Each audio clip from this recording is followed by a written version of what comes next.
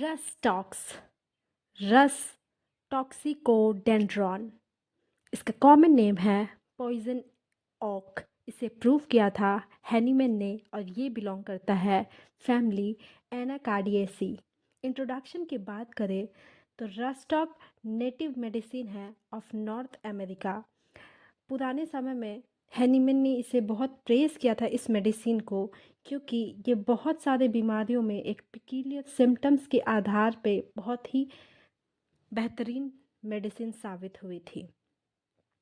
अब हम बात करते हैं रस्टक्स की स्पेयर ऑफ एक्शन की। तो रस्टक्स की स्पेयर ऑफ एक्शन ये ज़्यादातर काम करती है म्यूकस मेम्ब्रेन में, लिम्फेटिक ग्लैंड में, स्किन में, मस्कुलर टिश्यू में और जॉइंट्स में, लिगामेंट में, फाइबर में, टिश्यू में, टेंडन में। यहाँ पे रस्टक्स बहुत अच्छी काम करती है। अब हम बात करेंगे रस्टक्स की मेंटल सिम्टम्स की। तो रस्टक्स का पेशेंट बहुत ही बेचैन रहता है, उसे बहुत ही एनजाइटी महसूस होती है, वो कंटिन्यूस अपनी पोजीशन चेंज करता है दर्द के कारण।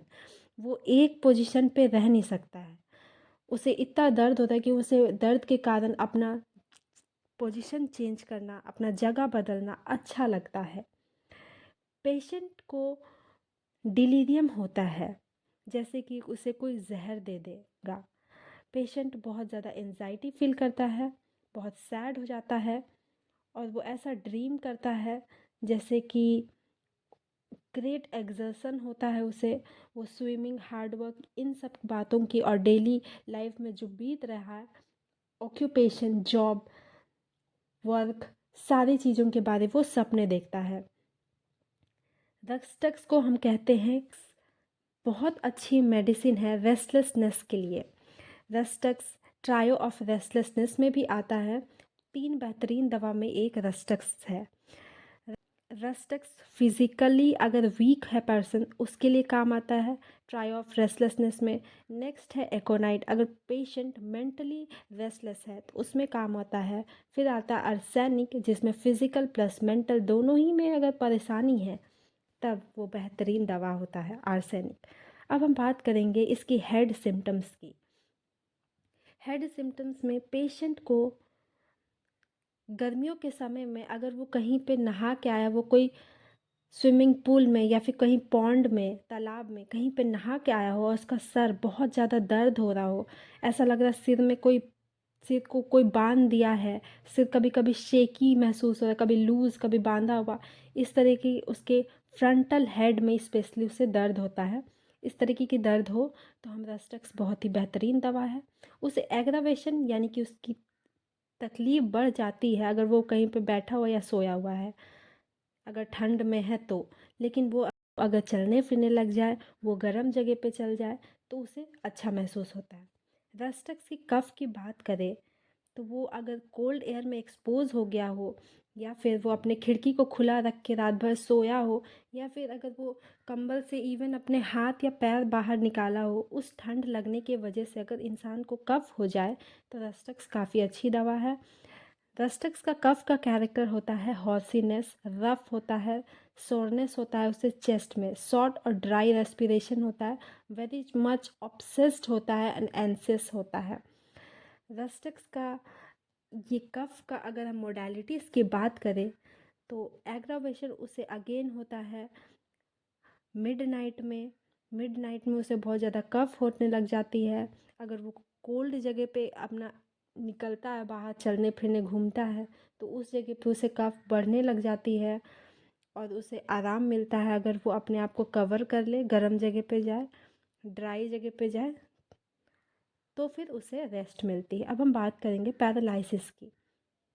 पैरालिसिस में अगर पेशेंट कहीं पे गिर गया या डंप वेदर पे रह रहा है, अपना फीट को वो बहुत देर तक पानी पे रखा रखा, कहीं वो अगर पी के जा रहा है, कहीं आपने देखा होगा पिए हुए ड्रंकर इंसान कहीं पे भी गिर जाते हैं, कभी कभी वो पानी पे भी गिर जाते हैं। अगर उसका ऐसा हिस्ट्री रहा हो जहाँ पे वो कोल्ड जगह पे ज़्यादा ही देर रह गया हो, डंप वेदर यानी कि पानी वाले एरिया पे रह रहा हो, और उसके कारण उसका पुराना अगर हिस्ट्री रहा हो टाइफॉइड का या फिर एक्सेसिव सेक्सुअल एक्सेस का, तो फिर अगर उस वजह से इसे पैरालिसिस हुआ है तो रस्टक्स काफ़ी कारगर दवा है। लोकेशन की बात करें पैरालिसिस की तो any and every part of the body affected, specially extremities, हाथ पैर, आँख। पैरालिसिस के कैरेक्टर की बात करें तो पेशेंट को नमनेस महसूस होता है उस एरिया पे, लिम्ब पे, एक्सट्रीमिटीज़ पे। अब हम बात करते हैं डायरिया की। तो अगेन अगर पेशेंट गर्मियों के दिन पे समर बात करता है, ठंडे पानी से नहाता है, तो उस वजह से इसे डायरिया हो जाता है। स्टूल का कैरेक्टर की बात करें तो बहुत ज़्यादा वाटरी इनवॉलेंट्री स्टूल होता है। यूजुअली बिगनिंग में अगर पेशेंट को टाइफाइड सफ़र कर रहा है उसके बाद उसे ऐसे डायरिया के कंडीशन लक्षण दिखने लग जाते हैं। अब हम बात करेंगे कॉन्कॉमिनेंट सिम्टम्स की ऑफ डायरिया।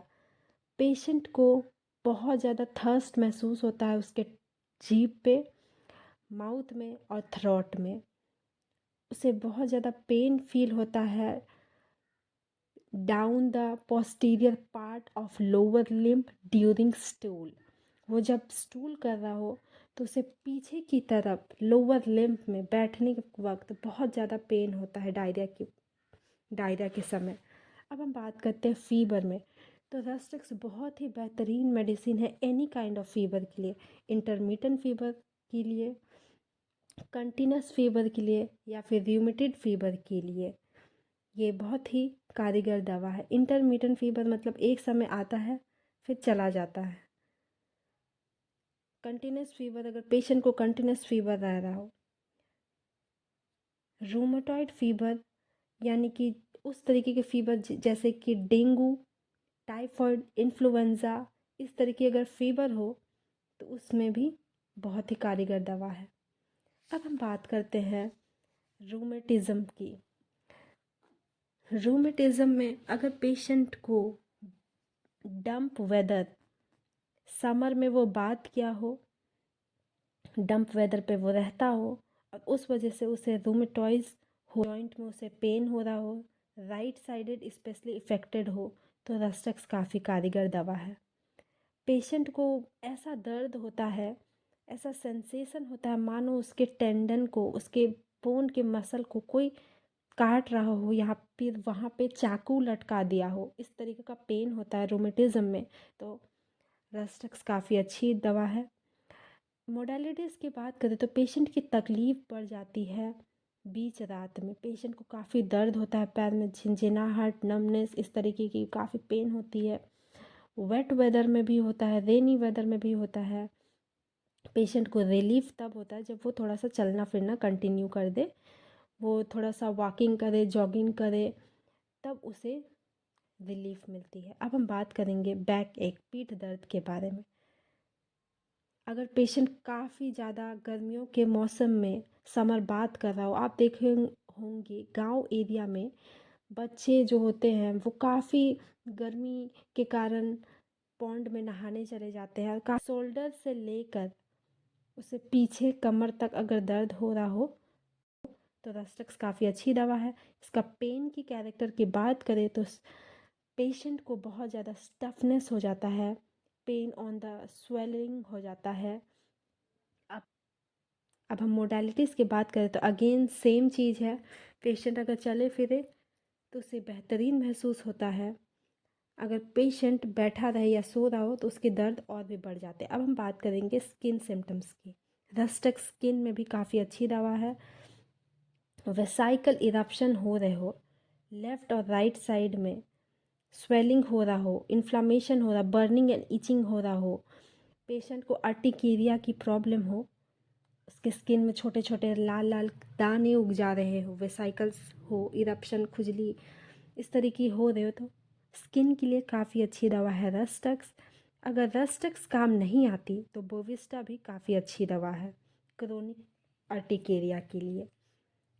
अब हम बात करेंगे रस्टक्स की एनीमिकल मेडिसिन्स की। एनीमिकल यानी कि वो मेडिसिन अगर रस्टक्स पेशेंट खा रहा है और उसके साथ ही वो अगर और कोई मेडिसिन ले ले तो उसके वजह से अगर पेशेंट को तकलीफ़ बहुत बढ़ जाए। एनीमिकल मेडिसिन है एपिस, कॉम्प्लीमेंट्री मेडिसिन है ब्राइनिया। ब्राइनिया में बस यही डिफरेंस है, जैसे रस्टक्स को मोशन से उसे रिलीफ मिलता है। अगर पेशेंट चलने फिरने लग जाता है तो उसे रिलीफ मिलता है, वही जगह ब्राइनिया चलने फिरने में उसे तकलीफ बढ़ जाती है, बैठने से उसे ठीक लगता है ब्राइनिया में, लेकिन रस्टक्स जस्ट ऑपोजिट है। तो थैंक यू।